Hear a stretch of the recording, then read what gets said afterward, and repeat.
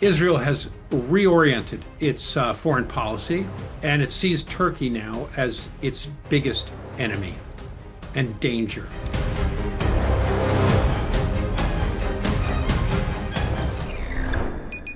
Well, the Golan seems to have really been acquired, and Israel has expanded into the Golan, as we know, taken over 600 more square kilometers of territory, the high ground near Jebel Sheikh. So Israel's not going to let that go. That seems to be a new acquisition, and it wants a corridor to the Jebel Druze. Those are all things it's standing firmly on, and it's hard to see who is going to push Israel back from those new demands. That's going to be very tough for President Shara to accept. But if he wants to get off the ground with America, and if he wants to prosper, he's going to have to find some kind of status quo, some kind of agreement with Israel. Because as long as war's potential and escalation could take place, many companies are going to fear investing in Syria.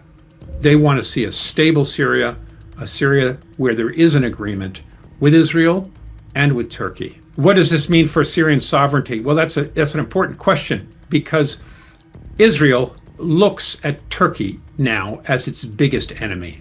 Now that Iran has been largely weakened and the axis of resistance, Israel has reoriented its foreign policy, and it sees Turkey now as its biggest enemy and danger.